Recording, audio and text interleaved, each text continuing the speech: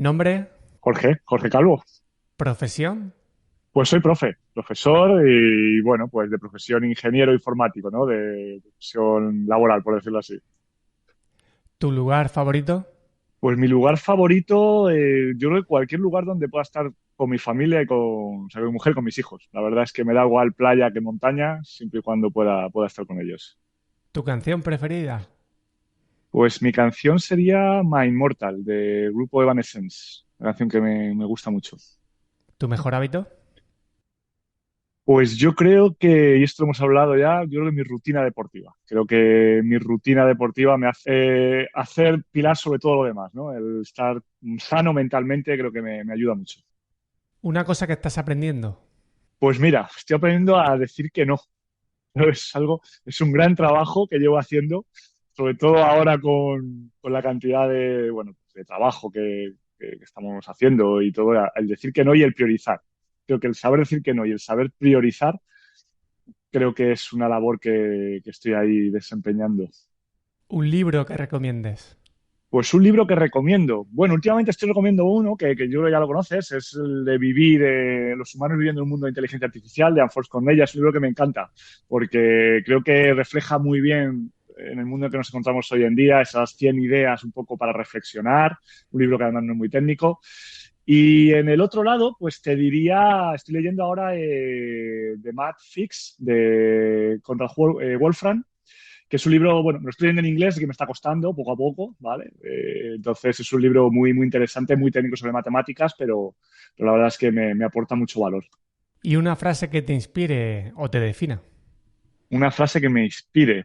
Pues mira, como estamos en matemáticas, pues no te voy a decir una frase, te voy a decir una fórmula. Es una fórmula matemática que se la escuché hace ya un tiempo a Víctor Coopers, al cual escucho también bastante, habla del C más H por A, y entonces habla como el conocimiento más la habilidad, pues son importantes porque suman, pero lo que realmente te aporta valor es la multiplicación, que es ese por A, y esa es la actitud, ¿no? Entonces creo que el cómo te enfrentes a las cosas y cómo tú las veas de frente, creo que tiene mucho valor. Entonces, me define mucho a mí como persona. Creo que yo no he sido tampoco muy bueno en algo que he hecho. Es decir, creo que no he sido mal estudiante, pero tampoco he sido de los mejores. He jugado al baloncesto, tampoco he sido de los mejores. Y ahora en la IA, pues tampoco creo que sea una de las personas que más entiende, pero creo que la actitud, el intentar aprender, el intentar saber transmitirlo, el intentar trabajar para poder transmitir buenas cosas, creo que eso es lo que te lleva un poco a ese punto diferencial, ¿no? Hola, soy José Luis Serrano y te doy la bienvenida al podcast EduHacking. ¿Alguna vez te has preguntado si la inteligencia artificial puede ser realmente creativa? ¿Te preocupa la dependencia que podríamos desarrollar hacia la IA? ¿Quieres entender mejor cómo funcionan los modelos de lenguaje como GPT-4? En este episodio tenemos a alguien que puede responder a estas y muchas otras preguntas fascinantes. Nuestro invitado es Jorge Calvo, profesor de matemáticas y tecnología, e ingeniero informático con amplia experiencia en seguridad digital e inteligencia artificial, especialmente los modelos lingüísticos grandes tipo GPT. Jorge es también un excelente divulgador, como demuestra en su perfil de LinkedIn y en esta entrevista. En el episodio hablaremos sobre los malentendidos comunes sobre la IA, la posible dependencia que podríamos desarrollar hacia ella y si ésta puede realmente imitar la creatividad humana. Jorge nos explica aspectos técnicos complejos del modelo GPT-4 y la integración multimodal unificada, todo de una manera que puedes entender fácilmente. Además, discutiremos temas variados como el uso de prompts, la importancia de saber conversar con la IA, las alucinaciones y mucho más. Jorge compartirá su uso práctico de la IA, diferenciando entre estrategias efectivas y aquellas que tienen un impacto insignificante en los resultados que éstas nos ofrecen. Antes de empezar, te recuerdo que puedes seguir todas las novedades de EduHacking y otro tipo de recursos en el canal de Telegram y en la newsletter mensual. Los enlaces están en las notas del episodio y en joseluisserrano.net.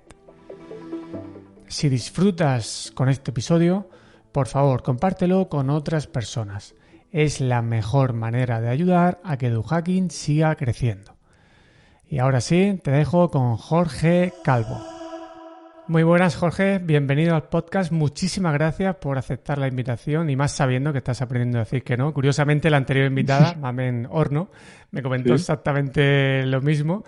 Y eso pues hace que doblemente agradecido, ¿no? Porque si estás en ese trabajo de decir que no y que me hayas dicho que sí, pues nada, hemos pasado ahí un filtro. O tienes que seguir practicando, no lo sé. Claro. Muy buena. No, la primera, por supuesto. Siempre te diría que sí a este tipo de cosas, de verdad. Un placer estar aquí. Es un gusto que me hayas podido invitar y bueno, si tú tenías ganas de entrevistarme, yo también tenía muchas ganas de que tú me entrevistaras, de verdad. Nada, un placer, de verdad. Bueno, Jorge, te voy a hacer una pregunta complicada, ¿eh? Sí. Imagina que alguien aterriza por primera vez en este mundo de la IA, Sí. porque no le ha interesado, porque lo ha estado esquivando, por el motivo que sea, y llega a esta entrevista por primera vez.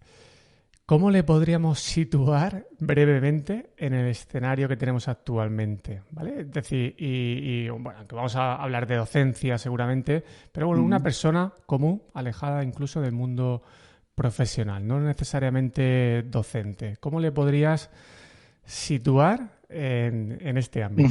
Pues sí, pues es una pregunta difícil, sí, efectivamente. Bueno, yo, fíjate, pues yo te contestaría diciendo, podríamos darle las mil y una definiciones que hay de inteligencia artificial y adaptarla para poder entenderla, pero yo me iría por otro lado, ¿no? Y yo diría que podríamos contarle algo como que lo que está viviendo ahora no es algo nuevo, sino es algo que ya ha existido muchos años atrás. Lo que pasa que teníamos una limitación, que no era la humana, sino que eran las máquinas, ¿no? O sea, creo que la capacidad humana estaba por encima de la capacidad de computación que teníamos y el conocimiento humano sobre esos grandes algoritmos y esa manera en la que podíamos resolver problemas estaba en la cabeza de aquellos grandes pensadores, ¿no? Y a aquellos padres de la inteligencia artificial, pero no se podía llevar a una máquina porque era imposible computarlo. Y llegó un momento en el que la computación saltó del escenario, pasó por encima de todos y ahora estamos en ese momento en el que nuestra capacidad humana pues parece que se está como relegando hacia atrás, ¿no? Y la capacidad de computación computacional o de los ordenadores, si queréis hablarlo así más divulgativamente, está muy por encima, ¿no? Y nos encontramos, yo creo que actualmente en ese momento, ¿no? Con una tecnología que tiene un escenario enorme para poder crecer, que es esa computación. Y bueno, y nosotros a veces pues nos quedamos un poco pequeños cuando tenemos que enfrentarnos a ella, ¿no? Entonces creo que bueno, si una persona se conecta ahora y escucha eso, pues bueno, que entienda que no es algo nuevo, que esto se vivía hace muchos años y que el salto no lo dimos nosotros, ¿no? Lo dio esa capacidad de computación que ha permitido que esto crezca de una manera muy exponencial, ¿no? ¿Dirías que es factor novedad, moda, o es algo que realmente, aunque ha tenido un salto grande, esto va a seguir teniendo continuidad y va a seguir cambiando cosas y no las ha cambiado ya? Bueno, una moda, yo creo que si podemos hablar de moda de novedad en el sentido de que han entrado en el juego otros factores, como puede ser pues la televisión, grandes empresas, ¿no? Que tienen un movimiento tremendo, ¿no? El hype de ChatGPT, que es como la gran oferta de Navidades, ¿no? Pues algo así. Entonces te diría que moda, ¿no? Pero si rascamos un poco, creo que esto es una tecnología muy interesante, es una tecnología que realmente ha venido a dar un punto de inflexión en muchos ámbitos y creo que nos queda mucho camino. Creo que realmente bueno, se va a quedar y creo que va a conseguir un gran beneficio, ¿eh? Yo estoy convencido, yo soy un optimista en este sentido. Creo que al final vamos a conseguir grandes cosas juntos con la IA.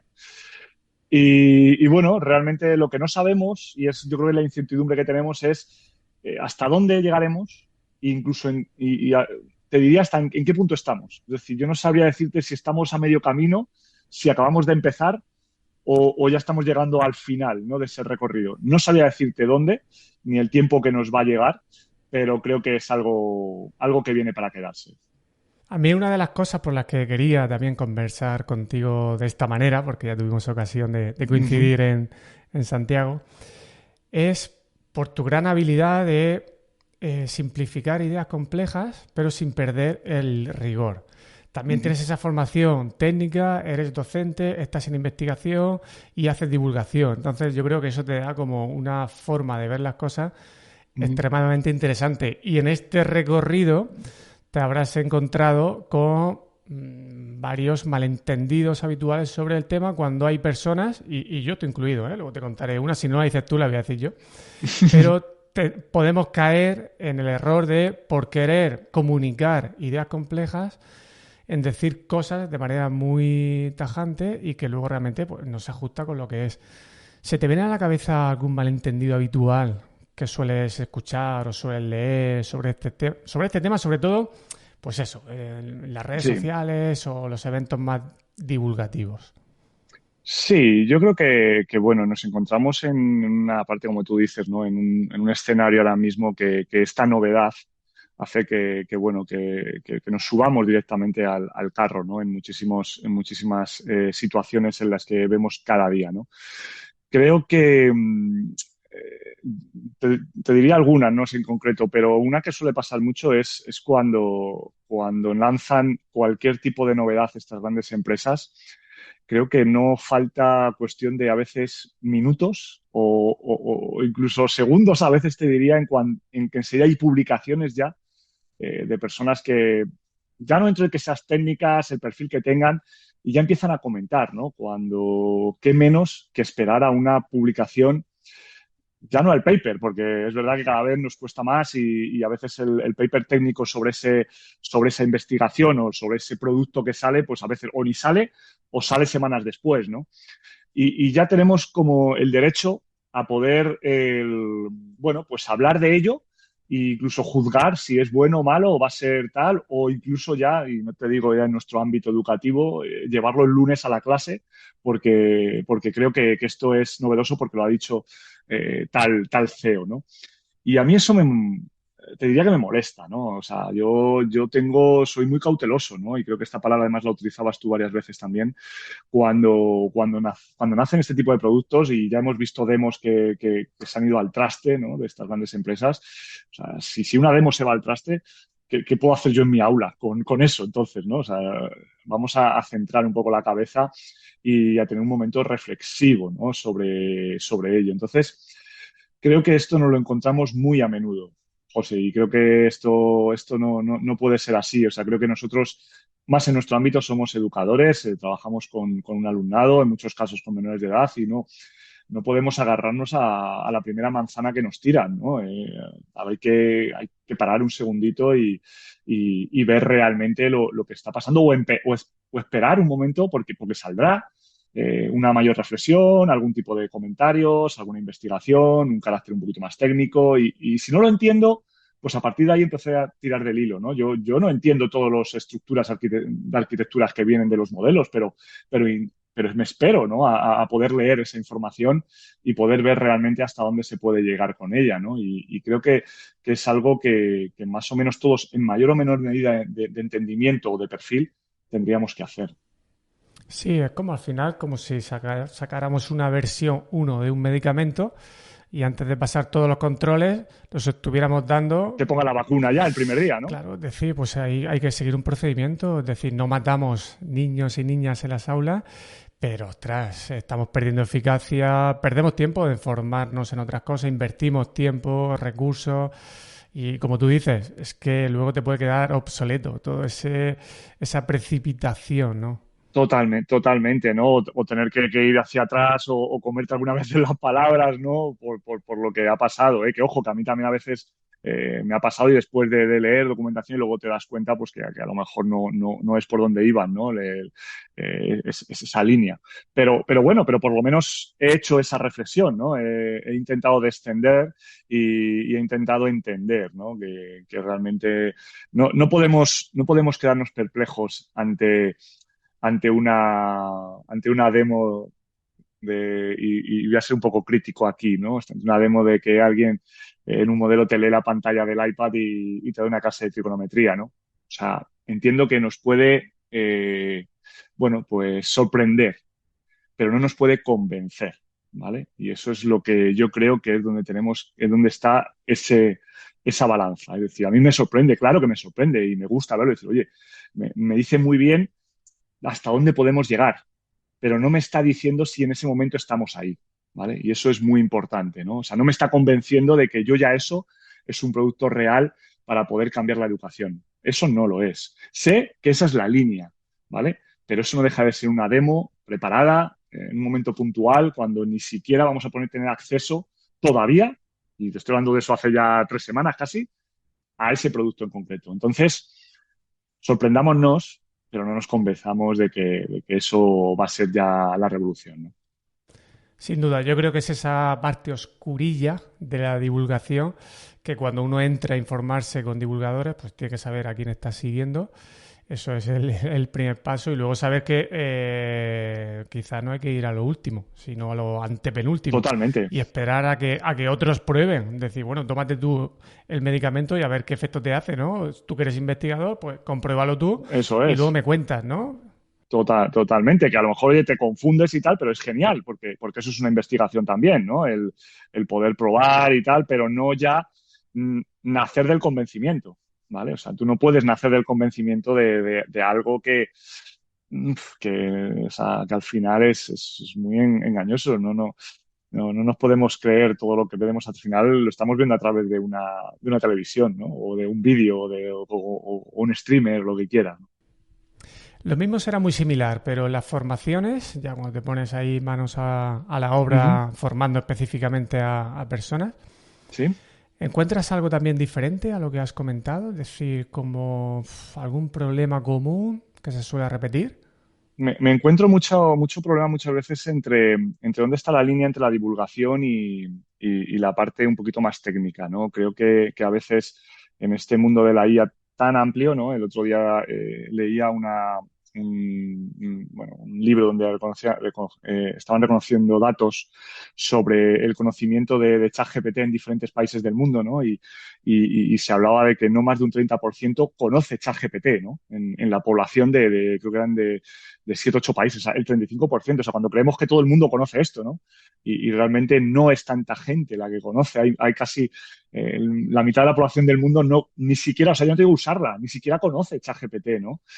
Entonces, claro, cuando tú vas a dar una formación, muchas veces partes a veces de que puede ser un desconocimiento total, ¿no? Lo que haya y tienes que partir desde esa base, ¿no? Y es complicado a veces el salir de esta burbuja y el situarte descender a un escenario más real, ¿no? O un escenario diferente como eso, como que no lo han usado nunca, que no han oído hablar de él, no saben ni qué es eso de un PRON y, y a veces a mí me resulta a veces un poco complicado, ¿no? Y creo que es una de las partes más difícil, ¿no? O simplemente que lo usen porque les han dicho algo y han hecho 4 cosas y no saben muy bien por dónde viene esto, ni tienen un contexto de la herramienta. Es difícil, ¿eh? Creo que esto nos está costando, yo creo que a todos, y es algo que otro tipo de tecnología, pues creo que no pasaba, ¿no? Mira, el domingo le pregunté a mi hermano, tiene 3 años más que yo, le hablé de ChatGPT, estaba yo haciendo una formación, ¿no? Y dice, ¿qué ves? Pues nada, de ChatGPT. Y no sabía lo que era. Entonces yo me pasó lo que estás comentando, es decir, ¿que en serio? ¿Que no sabe lo que es esto? Y claro, es difícil, ¿no? Salirse, como tú dices, de nuestra burbuja y luego pensar que el resto de personas lo está haciendo. Claro, Y además, no sé si te pasará también la diversidad que puedes encontrar en alguna formación. A mí me está pasando con profesores universitarios en un mismo curso, desde gente que no sabe nada a gente que ya se ha lanzado a hacer cosas, ¿no? Y sí que estamos empezando a ver sí, ya esta diferenciación por la gente que ha tenido como más urgencia o más prisa y la gente que ha dicho, bueno, pues ahora empiezo. sí, sí, sí. Tú siempre insistes mucho en la importancia de que hay que entender cómo funciona esta tecnología, ¿no? ¿Qué hay detrás? Aprovechando tu habilidad de simplificar con rigor asuntos técnicos, ¿cómo nos podrías explicar? Vamos a pensar ahora en, por ejemplo, en ChatGPT, modelos de lenguaje de este tipo. Sí. ¿Cómo está funcionando? Porque una de las cosas que yo te decía anteriormente, que a veces he dicho y que leyéndote después, digo, ostras, esto hay que matizarlo. Pues que ChatGPT no es simplemente una predicción de palabras y que es una probabilidad de qué palabra va detrás de otra. Y esto a veces pues lo decimos mucho. Entonces, ¿cómo lo podrías explicar de forma, pues eso, sencilla o técnica, como tú quieras? Explícalo como tú quieras. Sí, a ver, eso es una definición, pues hombre, que si te tengo que definir ChatGPT técnicamente en 2 minutos o en 1 minuto, pues más o menos te digo eso, ¿no? Una probabilidad de una palabra después de la otra y tal, porque muy, muy, muy, muy, muy abajo, pues probablemente sea eso, ¿no? Pero es verdad que es una herramienta, una arquitectura de matemáticas, quiero decir, probabilística muy, muy compleja, ¿no? Es decir, tiene un desarrollo de, bueno, pues las llamadas redes neuronales, el deep learning profundo, y eso pues al final es muy complejo.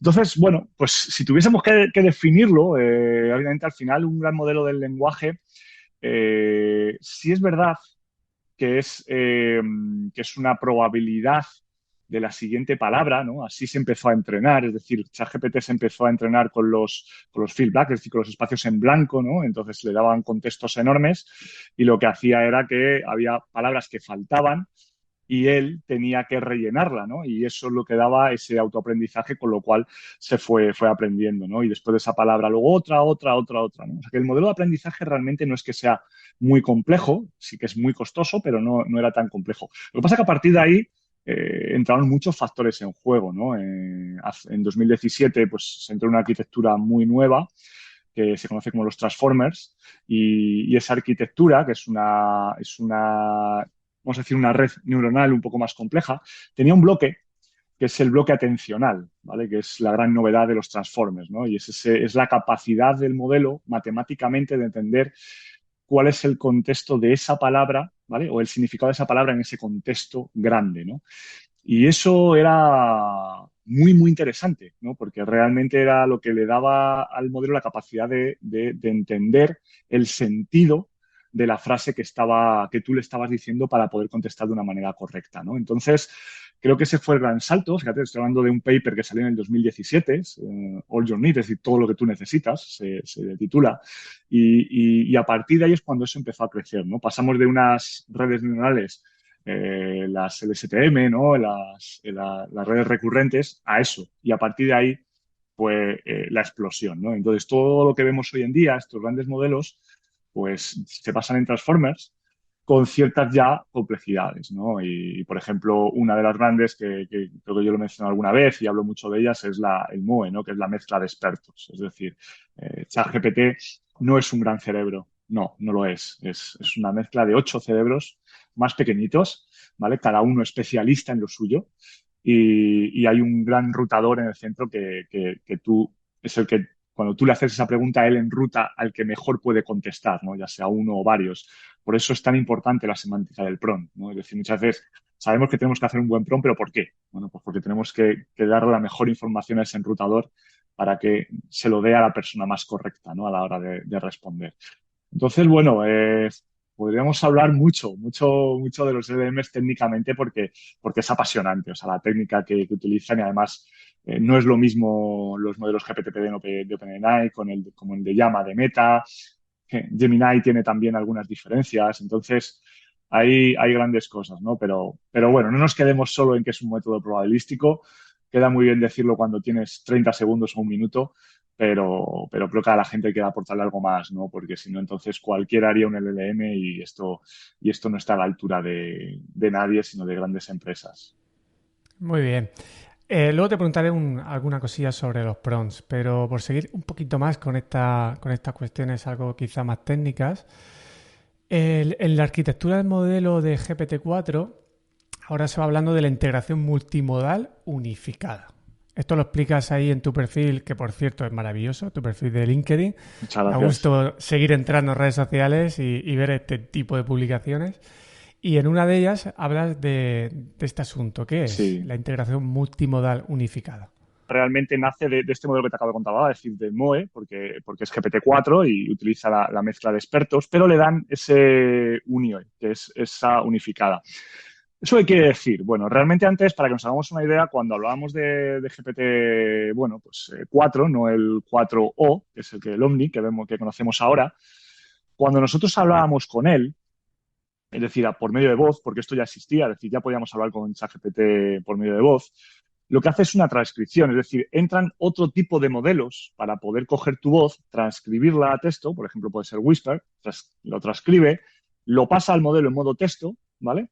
Ese modelo texto resuelve esa cuestión que tú le mandas por medio de la arquitectura, lo vuelve a transformar y te lo vuelve a enviar, ¿vale? Entonces, esto realmente, ¿qué pasaba? La inferencia es muy lenta, claro, porque al final entran varios y incluso la voz esa tan robótica, ¿no? Pues realmente es lo que estábamos antes viendo. ¿Qué pasa ahora? O sea, ¿por qué esto es tan interesante? Porque realmente el que sea unificada quiere decir que tú le mandas en audio y el modelo ya está entrenado en audio. Es decir, no hace falta transformar el audio en texto. Directamente él es capaz de entenderlo porque ha sido entrenado con datos de audio.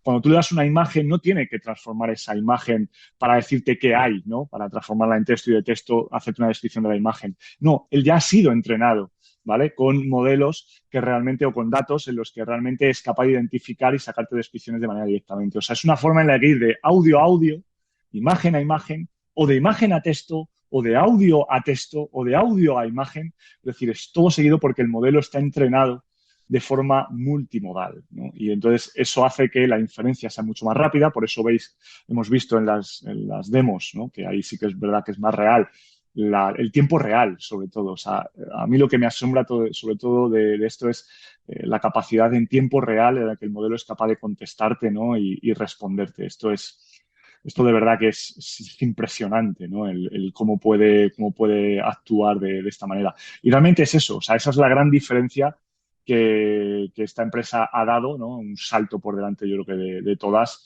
con su modelo Omni, o sea, GPT-4o, y creo que es algo muy, muy interesante.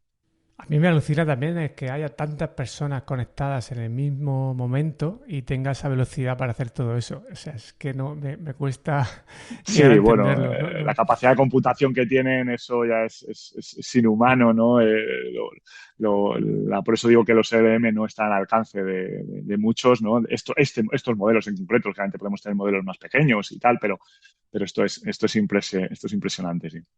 Sí, además hay que decir que hay muchos modelos, lo que pasa es que los más conocidos, pues, al final lógicamente son los que más éxito están teniendo, los que mejor salen puntuados, y es así, pero hay imágenes y yo creo que has utilizado alguna vez que salen un montón de modelos, incluso organizados y tal, y también hay que tenerlo en Sí, cuenta, ¿eh? Que no solamente sí, hay... hay una página muy interesante que es el proyecto de Chat Arena que habla sobre, además tú puedes evaluar diferentes modelos y puedes compararlos. Y es muy interesante a la hora de como incluso como educador, ¿no? Como docente, le echar un vistazo y el cómo haciendo una pregunta a GPT-4 o a Gemini o a Cloud, pues como responde de diferente manera, entonces te puedes ir hacia un lado o hacia otro, ¿no? Entonces creo que eso también nos da un valor añadido. ¿Este tipo de inteligencia artificial es creativa o imita la creatividad humana? Wow, vaya pregunta, ¿eh? Sí, sí, sí. Te he dejado que te relajes un poco y tenía aquí ya guardada otra potente. Sí, sí, sí. Bueno, este es un tema muy, muy interesante, ¿no? Hablaba yo el otro día en LinkedIn sobre esto y madre mía, a 50 comentarios, nos fuimos una barbaridad, fue súper enriquecedor, ¿no? Yo hablaba, porque a mí me llamó mucho la atención un paper que salió, ¿no? De si esta IA puede ser creativa. Y a mí me fascinó dos conceptos, ¿no? Hablaba de la creatividad relativa, ¿no? Y la creatividad estadística, ¿no? Y me fascinó, me puse a leer sobre ello. Y bueno, lo resumo un poquito, ¿no? La creatividad relativa, o sea, la creatividad relativa es la capacidad del modelo de decir cuándo es algo creativo o no en función de los patrones humanos que él detecta, ¿no? Es decir, si realmente él sabe con el dominio en el que está entrenado, ¿no? Que ciertas cosas que hacemos los humanos es normal, es decir, tenemos la capacidad de hacerlo, pues todo lo que se salga de ahí, ¿vale? Es una creatividad relativa, ¿no? Es decir, yo puedo hacer esto que yo sé que tú normalmente no lo haces o no eres capaz de hacerlo, ¿no? Porque no lo he visto, porque no he sido entrenado con esa información, ¿no?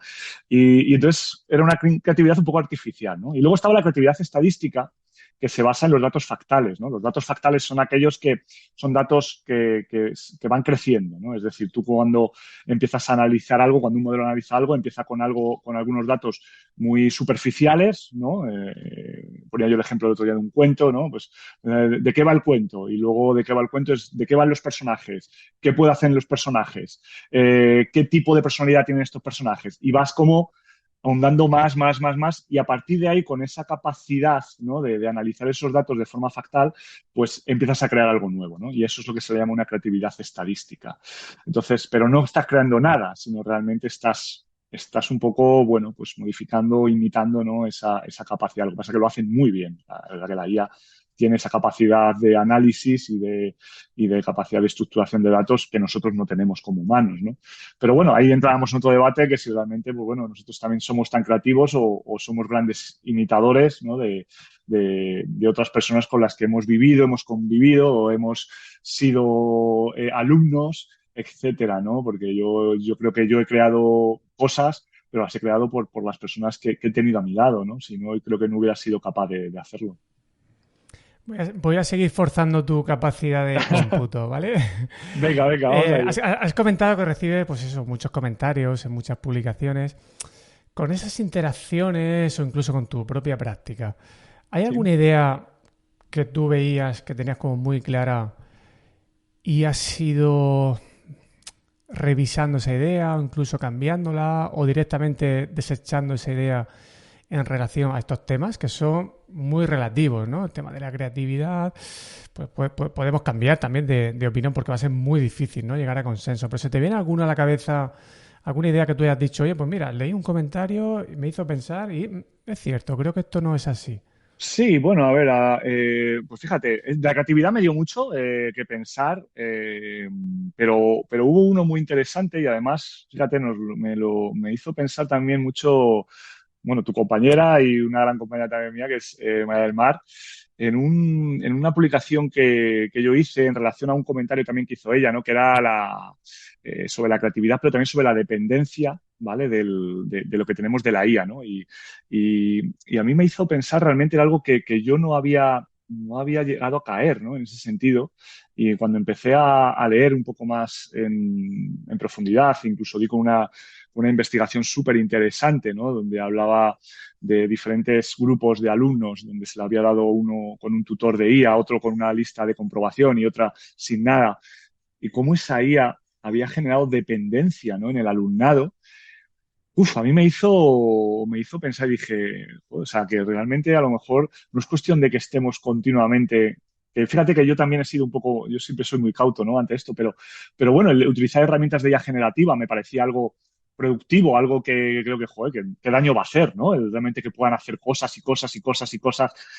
Y cuando llegué a ese punto, ¿no? Y empecé a leer más, dije, cuidado que a lo mejor aquí lo que estamos haciendo es cortar, ¿no? Es decir, ese alumnado a lo mejor porque claro, no lo vas a hacer con un adulto, pero al final trabajamos con menores y esa creatividad o esa capacidad de autonomía igual la estamos bloqueando, ¿no?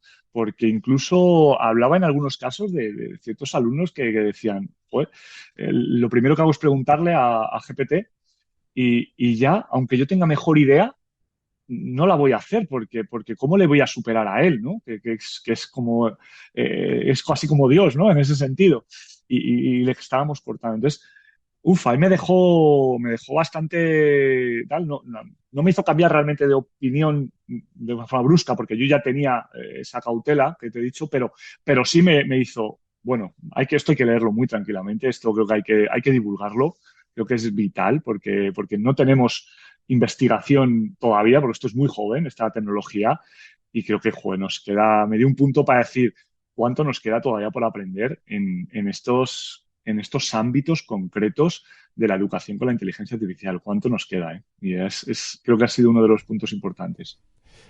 Yo es que creo que es un temazo, es decir, el qué habilidades a lo mejor debemos perder y dejar ya, o practicar menos, y luego pues asumir cierta dependencia, a lo mejor en algunas cosas, Sí, siempre y cuando yo creo que la línea roja está en que nuestra forma de pensar no se vea perjudicada. Es decir, el ejemplo que has puesto, antes de preguntarle, piensa tú, porque sí, seguramente tu pregunta va a ser mejor, si has Sí, ahí, pensado, ¿no? ahí hablamos un poco también de esa capacidad del esfuerzo, ¿no? Es decir, si empezamos a perder esa capacidad de esforzarnos un poco por nosotros ser más autónomos e intentar que algo nazca, ¿vale? De nosotros, aunque luego nos ayude, aunque luego nos modele, ¿no? Esa inteligencia generativa, pero si perdemos ese primer paso, creo que estamos cortando mucho desarrollo y esto es ahora. Yo siempre intento mirar un poco más hacia adelante y si esto lo vemos a un medio largo plazo, ¿qué podría pasar, ¿no? Si esto se corta, ¿no? de raíz, ¿no? Me parece un tema muy interesante para seguir investigando, por supuesto. Sí, y esto se repite mucho en la historia del ser humano. ¿Cuántas tecnologías tenemos? Un coche, por ejemplo, que nos hacen ser dependientes, pero ya lo tenemos tan integrados Sí, que ya no valoramos. Y claro, que es un debate que nos falta, como tú dices, mucho recorrido para... sí. Pero incluso yo, fíjate, le daría más importancia. Con el coche al final es algo que dices, bueno, podrás coger o no, pero el problema es que hay ciertas habilidades que se tienen que trabajar a ciertas edades con los niños, ¿no? Porque si no, luego ya llega un momento en el que su capacidad, su impacto no es el mismo, ¿no? Y si en ese momento las estamos cortando porque creemos que esta IA, bueno, pues es más productiva, es más eficiente, es más motivante, da igual, ponle la etiqueta que quieras. Entonces, ¿ahora qué hacemos, no? ¿Ahora qué hacemos? Y eso es lo que a mí me tiene un poco preocupado y bueno, si ves las divulgaciones un poco que hago, un poco también van muchos también por esa línea, ¿no?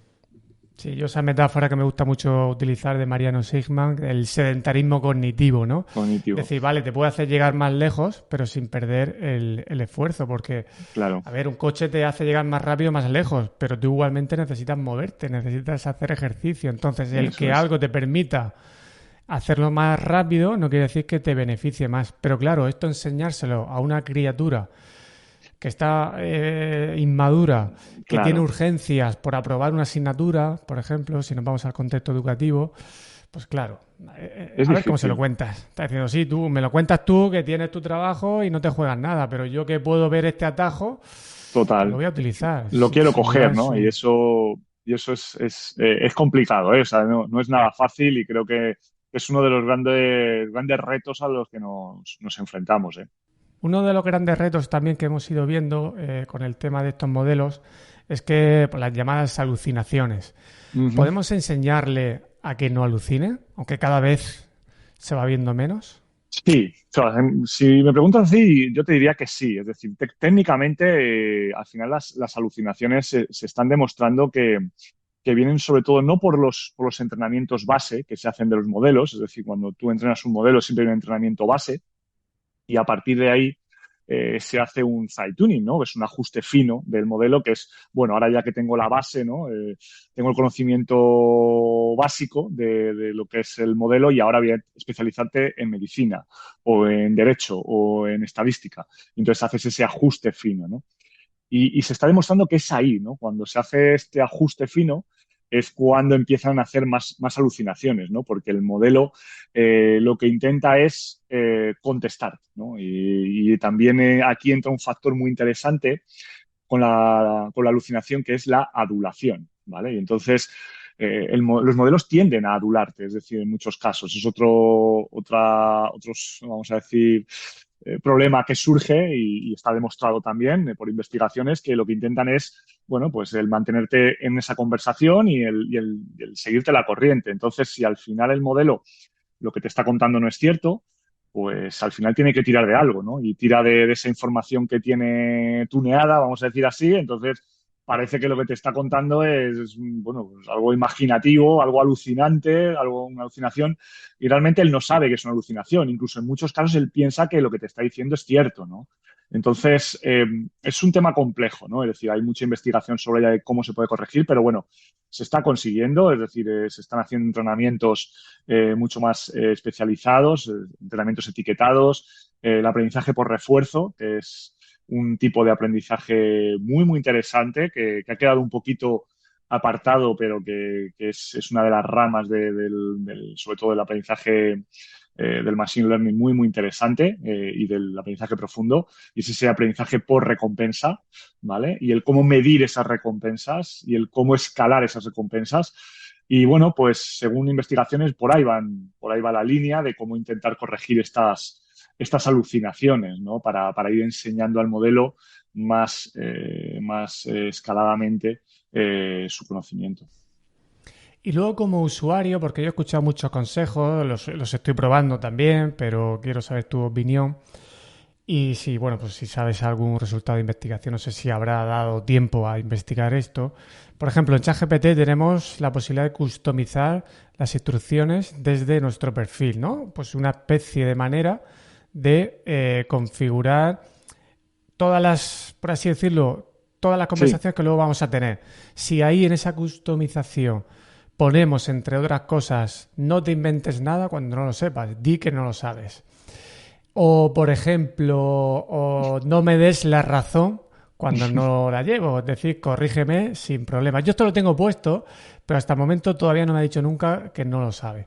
claro, porque el modelo no sabe que no lo sabe, ¿vale? O el modelo no sabe cuándo te está adulando, ¿vale? O sea, tenemos que partir de ahí, ¿vale? Es decir, en muchos casos, cuando yo hablo a veces en ponencias sobre este tipo de casos que ocurren, joder, qué malo es el modelo, ¿no? O sea, qué mala idea tiene. No, no confundáis. El modelo actúa en función a esos mecanismos, ¿no? Que hemos explicado antes un poco con la estructura. Él no sabe que te está adulando. Él lo hace, es un síndrome que se ha detectado, pero lo hace, ¿no? Entonces, bueno, al final esto, igual que un modelo se crea, ¿vale? Técnicamente, matemáticamente, estadísticamente, esas modificaciones tienen que venir matemáticamente, estadísticamente, ¿vale? Para ello, ¿no? Y hay nuevos modelos, nuevas partes de entrenamiento. Hablábamos de este ajuste fino, pero ahora se conoce como el RAG también, ¿no? Que es el aumento en recuperación, ¿vale? Es decir, cómo el modelo puede intentar recuperar información anterior para aplicarla a un momento actual y de esa manera poder darte una mejor contestación. Entonces, ese RAG estaría como entre medias entre el ajuste fino y el entrenamiento base, ¿vale? Sería un punto intermedio, incluso es más optimizado además, porque un ajuste fino necesita mucho coste computacional y mucho coste económico y también, lógicamente, ambiental. Entonces, bueno, se están buscando soluciones, pero las soluciones tienen que ser técnicas, o sea, en la mayoría de los casos. Es decir, al final el que tú puedas ajustar algunos parámetros, pero para que os hagáis una idea es como, no lo sé, a veces pensamos que podemos hacer cosas con estos ajustes, pero es como coger un cubo de agua en el mar y sacarlo fuera, ¿no? Decir, oye, parece que voy a vaciar el mar, ¿no? No haces absolutamente nada, ¿no? A veces son pequeñas modificaciones que sí, que sirven, ¿no? Ajustes pequeños, finos en perfiles concretos nuestros de usuario, pero bueno, los cambios tienen que venir mucho más profundos. Sí, yo he notado también a favor de estos ajustes que hay cosas que sí las aplica, pero claro, eso entiendo que es de bastante menos complejidad. Por ejemplo, Total. respuestas cortas, lenguaje directo, que ponga ejemplos. Y ahí sí que noto que está aplicando esa tal. Pero lo otro es como una línea que todavía a lo mejor, pues como tú bien has explicado, que no es posible. No es posible. Es decir, hay un punto en el que realmente tenemos que, bueno, pues ir más abajo, ¿no? Y hacer modificaciones mucho más profundas. Pero es verdad que ese tipo de modificaciones, pues sí, las hace y las hará mejor. Luis, al final, o sea, ese tipo de cosas el modelo las autoaprende y las hará mejor. Y si le dices que ponga ejemplos o le dice que detalle de una manera concreta, pues cada vez lo hará mejor en tu entrenamiento, sobre todo si lo hacemos con los GPT nuestros, ¿no? Con los que nosotros creamos y si tenemos la cuenta premium, pero tenemos un tope, ¿no? Porque somos usuarios. Entonces, ahí es donde tenemos que saber estar. Has hablado antes de los prompts y de esto se ha hecho, no sé, habrá titulaciones completas sobre los prompts seguramente por ahí.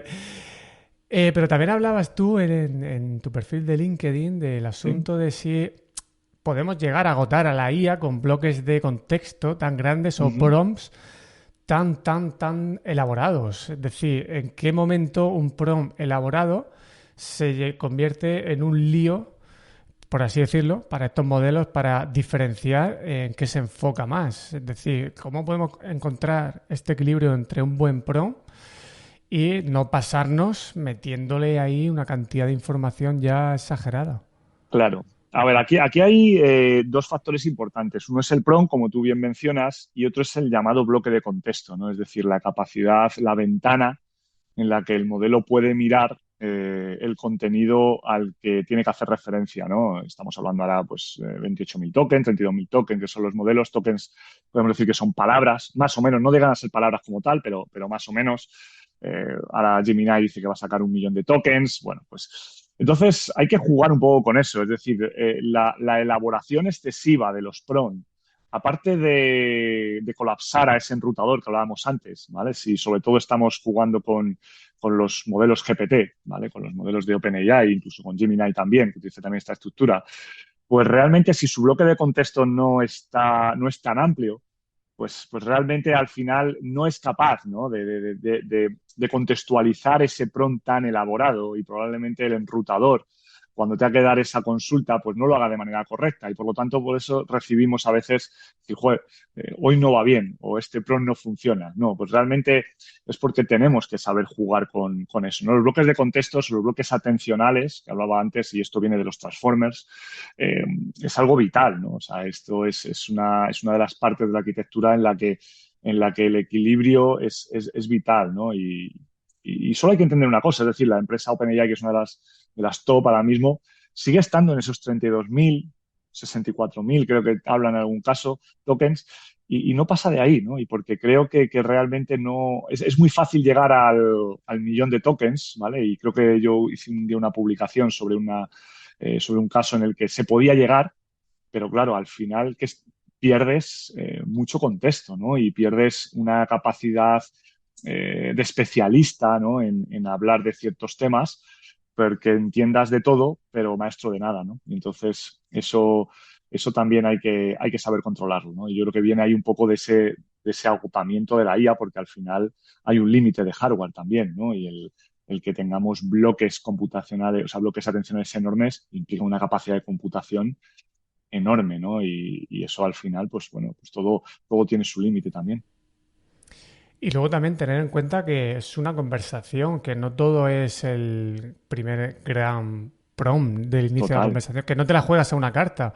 Incluso para ciertas tareas no necesitas un prompt muy elaborado, que no todo requiere la misma estrategia, y el saber conversar se nota muchísimo. Es decir, cuando tú eres capaz de reconducir o tirar del hilo, sí que es verdad que hay veces que ya notas que la conversación ya se ha ido, se ha desviado, y dices, mira, me interesa iniciar una nueva conversación. ¿Qué nos puedes Eso es. contar sobre esto? ¿Cómo lo ves tú con tu experiencia también de usuario? A ver, yo creo, yo tiro mucho de lo que son los historiales de conversaciones que tengo, ¿no? Es decir, yo tengo historiales de conversaciones guardados porque me parecen brillantes, ¿no?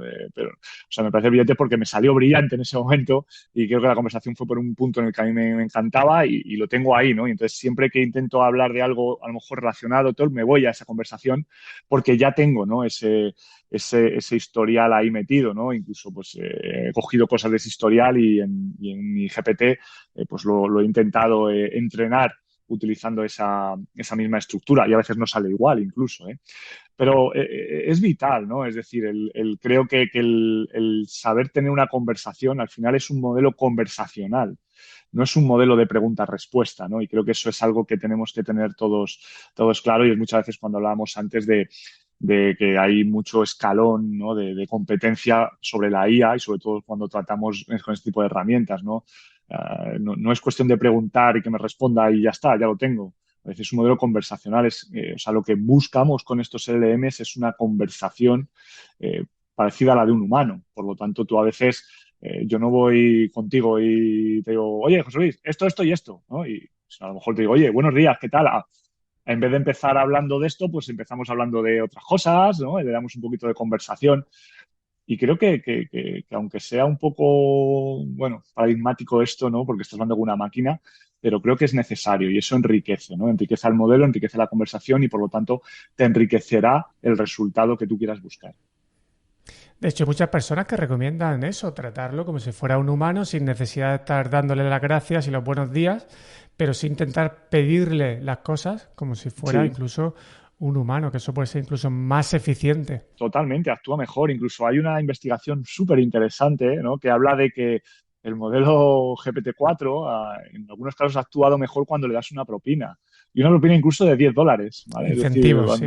cuando le dices, oye, mira, que tal, no sé qué, y te voy a, si me respondes bien y me gusta y tal, te voy a dar una propina de $10, ¿no? Y te lo hace mejor, ¿no? O sea que bueno, creo que hay cosas interesantes que al final es por, bueno, pues cómo están entrenados estos modelos, volvemos un poco a lo mismo. Y al final esto es un poco una caja negra incluso para los grandes desarrolladores que a veces, bueno, el modelo sale por algún lado y dicen, madre mía, ¿no? ¿Qué ha ocurrido? No me esperaba esto y es algo muy, muy interesante como pasó hace poco con Cloud, ¿no? Con Cloud 3.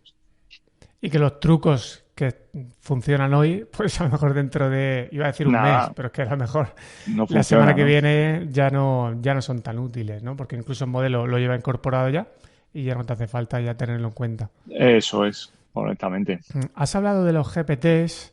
¿Sí? Fue una de las cosas que intenté explicarle a mi hermano, se quedó callado, no tuve mucho éxito. ¿Cómo lo podrías explicar? Esta personalización que podemos hacer, tanto de creación como de usar otros GPTs creados por otras personas. Bueno, yo creo que es un producto, Luis. O sea, yo creo que esto es un producto, es marketing, es decir, es una manera de monetizar un poco también este mercado y el poder darte esa posibilidad de herramienta, ¿no? Pagando, lógicamente, por tenerla, pues no deja de ser eso. Luego, si nos pasamos a la parte de usabilidad, utilidad, creo que es muy útil, es decir, nos permite a los que, bueno, pues técnicamente a lo mejor podemos profundizar más, pues nos permite ciertas cosas bastante interesantes, ¿no? Igual que las APIs, ¿no? El conectarnos a las APIs y el poder conectar herramientas de terceros. Y es muy interesante entrenarles, ¿eh? Yo tengo varios entrenados para ciertas cosas en concreto y la verdad es que me resulta útil porque también son más productivos. Es decir, si yo quiero crear un cierto contenido sobre mis clases de matemáticas de un tema muy complejo, pues ya tengo un modelo que como tengo ahí, ¿no? A mi Pepito Grillo matemático, ahí le tengo. Entonces, me resulta útil. Yo creo que la productividad es muy buena sobre estos productos. Luego, si me hablas de lo que hay en el mercado, yo te diría que no hay nada. Lo que hay ahí mucho yo por lo menos, es mi opinión, y aquí quiero decir mi opinión personal, creo que no merece mucho la pena. Decía, bueno, a lo mejor hay algún GPT por ahí entrenado que puede merecer la pena para leer PDFs o hacer resúmenes de PDFs, pero yo todo lo que tengo lo he creado yo y si no me voy al general. O sea, no suelo buscar modelos por ahí porque al final no sé cómo están entrenados, ¿no? Ni con qué datos están entrenados y eso me da mucho rigor. O sea, quiero ahí por lo menos saber GPT-4 está entrenado con lo que está entrenado, más o menos lo sabemos, está publicado. El que esté tuneado un GPT por otra persona, no lo sé. Y eso a veces pues no me convence. Yo hay una cosa, no lo he probado, lo vi en el curso este que te estaba comentando, que puedes coger un GPT creado por otra persona y sacarle las instrucciones o los PDFs que el creador le ha subido. Y te lo Sí, puede llegar como a decir, salvo que su creador haya dado la instrucción de que no ofrezca esa información. Pero en ese entrenamiento que tú dices que has hecho, a nivel usuario, o sea, una persona sin conocimientos muy técnicos, lo puede hacer. sí, sí, sí. No es complejo. Es decir, el entrenar un GPT tiene como dos partes. Es decir, una parte es un chat en el que tú le entrenas. Es decir, quiero que seas un modelo que me va a ayudar. O sea, es una conversación que tú mantienes con él. Es decir, es una conversación en la que tú le instruyes, ¿vale? Le pones la foto, le dices cómo le quieres llamar, entre alternativas. Entonces empiezas a conversar, a hacer una conversación con él para entrenarle, ¿no? Para que quiere que seas bueno y tal, ¿no? Y entonces a partir de ahí, incluso en ese mismo chat le puedes empezar a subir la documentación, ¿vale? Para que se forme mejor y se la vas subiendo, ¿vale? Al final hay un límite, o sea, no puedes subir todos los PDFs que quieras, porque si no ya llega un momento que te dice que no puede actualizarse más. Y esa parte es muy sencilla. Y luego tienes la parte de configuración, que bueno, es donde tú ya le puedes dar matices más concretos, en los que quieres que haga en concreto cuando tú le subes, por ejemplo, imagínate yo te subo un PDF, pues ya sabes lo que tienes que hacer cuando te subo un PDF, ¿vale? Lo que me tienes que dar, el poder descargar o no esos PDFs que yo te subo, y luego ya instrucciones mucho más técnicas, ¿no? A nivel de código que tú puedes incluso matizar, ¿no? Entonces, creo que para hacer un entrenamiento y tener tu propio GPT para algo concreto es muy sencillo. O sea, cualquier usuario podría hacerlo. Sí, actualmente, salvo que haya cambiado algo en las últimas horas, que puede pasar, creo que estaban los usuarios de pago, pues sí podemos crearlos. Los Ujú. usuarios que no son de pago pueden utilizar los de otras personas. Creo que estaba Correcto, así. sí. Y a nivel empresa, incluso, si tienes gente de empresa, pues puedes compartirlo solo con la empresa. O sea, hay entornos más cerrados. Sí, sí, hay alternativas ahí interesantes, pero porque digo que al final esto también es marketing, también es un mercado y esto, pues bueno, pues el que GPT-4 ahora esté abierto es porque viene algo muy interesante, ¿no? No sabemos qué, pero probablemente venga un GPT Next o se esté entrenando ya GPT-6, no lo sabemos, pero algo se vendrá. Mm. Y imagina ya que tenemos nuestro GPT entrenado, programado, como queramos llamarlo, Ujú. para hacer una tarea concreta. Cuando ya entramos en este GPT, pues al final pues nos aparece en chat, un chat normal, ¿no? Por así decirlo, Sí, en chat GPT. correcto. Aprende, entiendo que no, pero quiero preguntártelo. ¿Aprende este GPT creado de las conversaciones que luego se van haciendo? ¿O no tiene o no tiene esa memoria? Si no se lo dices, no, yo, por las pruebas que yo he hecho, mantiene el historial, es decir, lo que yo te decía, ¿no? Ese Sí. historial de un GPT propio tuyo lo mantiene y puedes dejar ese historial cuando vuelves otra vez, lo tienes. Lo que pasa es que un dato interesante, y creo que eso es algo que de momento no han corregido, o a lo mejor porque no les interesa, es que si yo mantengo esa conversación, ¿no? Y la tengo ahí guardada, ese historial, y yo dentro de una semana actualizo mi GPT, es decir, vuelvo a entrar en la configuración y digo, mira, ahora te voy a subir este PDF, te voy a dar estas modificaciones. El historial que tenía sigue estando con el GPT antiguo. Es decir, además te lo dice en la parte de abajo, en una letra muy chiquitita, te dice, hay una versión nueva de este GPT, ¿vale? Entonces tienes que volver a abrir y mantener una conversación nueva para tener todos los recursos nuevos que has actualizado, ¿no? Por lo tanto, ahí hay un doble juego que hay que tener cuidado, ¿vale? Para eso a mí, hay un GPT que yo actualizo mucho, ¿no? Por temas que varían y tal. Entonces, las conversaciones me valen muy poco porque tengo que ir borrándolas, porque tengo que generar nuevas conversaciones para obtener el GPT con todo ese conocimiento que yo quiero, ¿no? Entonces, realmente no. Entonces, si quieres que guarde algo en su conocimiento, entra en la configuración, ¿vale? Y en ese chat que hablamos al principio, díselo. O sea, dile, pero además literal, ¿eh? O sea, yo le digo las cosas así, mira, quiero que te guardes este párrafo de esta investigación que me parece súper interesante y quiero que lo guardes en tu conocimiento, ¿no? Entonces él, ¿vale? Pues lo guarda, ¿no? Y lo almacena y ya lo puedes usar cuando abras el chat. Sí, pero hay que decírselo como claramente. Hay que decírselo claro, sí, sí. Yo lo digo, además lo digo eso, guárdatelo en tu conocimiento. O sea, suele ser una de las frases que uso normalmente. Y Jorge, hay una opción que es, incluso cuando creas un GPT, te aparece que si permites que se utilicen tus interacciones para el entrenamiento del modelo general, porque sigue estando, el modelo GPT está Sí. detrás de todo, ¿no? ¿Tú recomiendas esa opción? ¿Tiene alguna ventaja? Porque yo a veces llegué a pensar, digo, si dejo esta opción puesta, seguro que me va a beneficiar en algo, porque a ellos les puede beneficiar. Pero luego, por Sí, otro lado, dije, uff, es que no sé si quiero que maneje mis conversaciones. Mis conversaciones son profesionales, tampoco, sí, igual que las no mías, me van claro. a nivel de privacidad no me preocupa. ¿Qué opinas sobre esto? ¿Hay alguna ventaja? ¿Tú cómo lo Pu- tienes? Pues, a ver, yo las tengo cerradas. Yo las tengo cerradas. Porque, bueno, pero yo también soy muy, bueno, la privacidad es una cosa que a mí siempre me ha preocupado, ¿no? Y siempre que puedo, siempre me voy hacia ese lado, ¿no? Hacia el lado de la privacidad. Pero en relación a tu pregunta, primero no lo sabemos. O sea, no sé si realmente eso nos puede beneficiar o no. O sea, creo que a mí me hace entender que a lo mejor el que tú cedas ese entrenamiento, porque al final tú estás sobreentrenando al modelo general con tu pequeño entrenamiento de tu GPT, pues bueno, sí creo que puede crear un beneficio, ¿no? Al final son empresas privadas y esto lo tenemos que tener claro en la cabeza.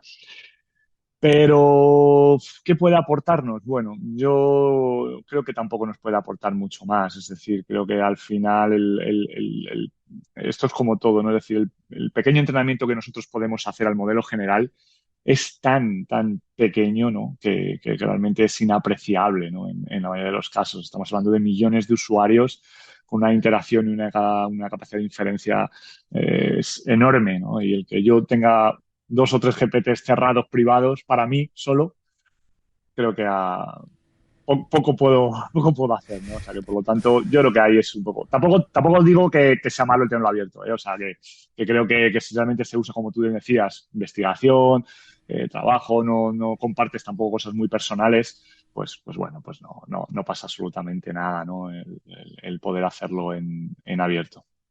Una penúltima pregunta que te quiero hacer. Has dicho Claro, ya algún ejemplo en docencia, sí. pero cuéntanos algún ejemplo en tu ámbito de la investigación, alguna tarea, alguna función que te haya cambiado especialmente para bien el usar este tipo de modelos. Es decir, ¿en qué cosas Jorge Calvo utiliza especialmente la IA en tareas de investigación y luego también sí en tu vida personal, por ejemplo, para Mm, planificación de entrenamientos, para temas de alimentación, no lo sé, un par de ejemplos, uno de la sí, parte de investigación y otro, si no te importa, de la claro. parte, pues eso, que ya se Personal, aleja ¿no? de De mi ámbito. exactamente. Sí, bueno, a ver, en el ámbito de la investigación, a mí me ha ayudado mucho el tema bueno, ahora pues, ¿qué te voy a decir a ti, no? Pues todo lo que leemos, ¿no? Sobre papers, o sea, yo ya no leo otra cosa que no sean paper, o sea, y más en realizando la tesis, pues al final es continuo, ¿no? Entonces, el yo tener ya una estructura que me permite, bueno, pues clasificar un poco la cantidad de cosas que leo, ¿no? En importante, menos importante, y ya no en la importancia, sino incluso si van más alineadas con lo que yo estoy investigando o no, sin tener que leerme pues cantidad de documentación encima en inglés, que no es mi idioma. Entonces, eso al final es un trabajo y un tiempo pues que es valioso, ¿no? Para los que, pues, bueno, pues nos dedicamos a esto, además damos clase, etcétera, ¿no? Entonces, a mí eso me ha ayudado mucho, ¿no? El poder, o sea, es decir, no es algo que ha sido de la noche a la mañana, sino creo que es un trabajo que he ido elaborando poco a poco. He tenido esos GPTs también un poco más elaborados y tal, y he visto un gran beneficio. O sea, creo que he visto un gran beneficio porque me veo mucho más productivo a la hora de poder ir un poco más al grano de las cosas y incluso el entenderlas también mejor, el ejemplificar cosas, eso me ayuda mucho, ¿no? A mi capacidad de entendimiento de cosas muy complejas, ¿no? Que luego puedo transmitir, ¿no? Y que luego puedo comunicar también y eso también me agrada muchísimo.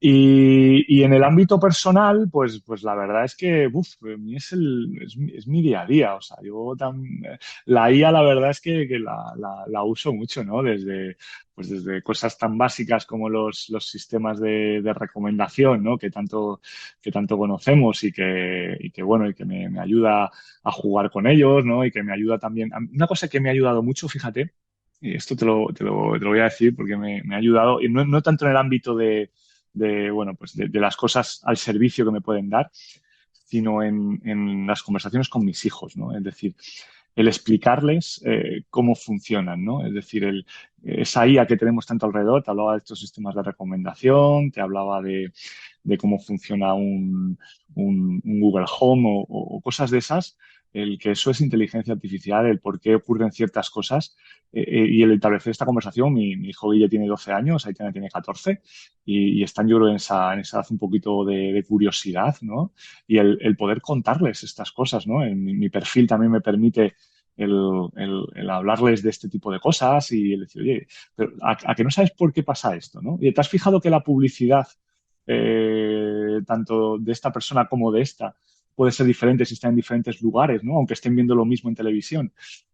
O sea, y esas cosas que a veces pasan desapercibidas, el poder traerlas a la vida real con mis hijos y el explicárselo, es una cosa que me ha aportado la IA, porque antes, bueno, pues eran cosas que a veces pasaban desapercibidas y no nos llamaban la atención. Y ahora creo que me ha despertado la curiosidad, por lo menos a mí me ha despertado mucho la curiosidad, ¿no? E intento que también a mis hijos se la despierte, ¿no? Así que con eso me quedo, fíjate, con eso me voy a quedar con lo que me ha ayudado personalmente. Pues es muy bonito para que luego muchas personas digan que la tecnología deshumaniza. Pues fíjate, en tu ¿No? caso te ha acercado a la En mi relación caso me ha con tus acercado, hijos. sí, sí, sí, sí, te lo iba a decir además, según estaba hablando, te lo estaba recordando situaciones y no había caído en decir, es que es verdad, es que es un beneficio interesante, ¿no? A veces cuando Sí, se te ponemos ha muchas puesto una veces... cara, te ha cambiado se te han Sí, iluminado sí, los sí. ojos, ¿eh? Sí, sí, sí. A veces, fíjate, estamos escuchando Spotify, vemos en casa mucha música, pues nos gusta y tal, y el orden de las canciones o el cuándo ponen las canciones, pues tiene un sentido, y tiene un sentido matemático y tiene un sentido de inteligencia artificial, ¿no? Y a veces, pues el contarlo y explicarlo, el por qué ocurren, o en hacernos simplemente esa pregunta o esa reflexión, pues es muy, muy interesante, ¿no? El poder hacerlo. Y creo que eso nos lo ha traído esta tecnología. Creo que otra no nos había aportado eso. Muy bonito. Y ahora la última, que bueno, pues no va a ser tampoco fácil. En un minuto aproximadamente, ¿cuál sería el mensaje central que lanzarías a la audiencia de todo lo que hemos ido hablando? A ver, yo creo que uno de los grandes mensajes es, yo primero empezaría con optimismo ante esta tecnología, es decir, creo que es algo importante, pero sobre todo hablaría de cautela, ¿vale? Hablaría de entendimiento antes de espontaneidad, es decir, el entender primero lo que hay, cómo está y realmente lo que nos puede aportar y posteriormente el ya aplicar, ¿no? O sea, creo que son unas pautas muy interesantes con esta tecnología, porque eh, hablamos muchas veces o comparamos, escucho a veces en ponencias, ¿no? O escuchábamos a veces en otras formaciones, esto lo comparamos muchas veces con la imprenta, ¿no? O con Google. Ojo, cuidado. Creo que la IA tiene un punto diferencial, ¿eh? Tiene un punto diferencial esta parte tan conversacional, tan cercana cognitivamente a nosotros. Lo hace muy diferente a Google, lo hace muy diferente a motores de búsqueda, lo hace muy diferente a cuando escribíamos a lo largo de la imprenta. O sea, cuidado, ¿no? Entonces necesita que nosotros estemos un pelín más alerta, necesitamos que nosotros subamos un escalón más, ¿no? Y el apoyarnos pues en referencias, en divulgación o en buena divulgación, como tú mencionabas antes. Creo que eso nos aporta valor, ¿no? Y el tener todos los días, ¿no? Eso es lo que intento muchas veces en mi perfil, ¿no? El que todos los días o todas las semanas tengamos un poquito de valor añadido sobre la IA, es decir, que cada día vamos llenando ese pequeño cubo de arena con un granito más sobre el conocimiento de la IA, creo que aporta mucho, ¿no? Y nos aporta mucho porque nos hará entender mejor a la hora de enfrentarnos a ella, a la hora de reflexionar sobre ella. Y creo que eso es vital. Así que, bueno, no es una frase, creo que te doy casi para un prólogo, pero, pero bueno, fíjate, ahora no soy yo capaz de sintetizarlo. He tenido que hablar mucho más. Nada, nada, yo soy partidario de que tanta síntesis actualmente hace daño y que las cosas hay que explicarlas, Hay que las que son explicarlas. necesarias hay que desarrollarlas. Pues Jorge, muchísimas gracias por nuevamente mostrar tu capacidad de ser honesto, ser claro, trasladar esos mensajes de paciencia con este asunto y como te gusta decir y practicar por aportar ese valor añadido con esta entrevista que seguro va a ser de mucha utilidad. Muchísimas gracias. Un placer, José. La verdad es que ha sido un auténtico placer poder estar contigo y como siempre, pues muy a gusto. Y para mí siempre es un aprendizaje el poder escucharte a ti también, ¿verdad? Muchas gracias.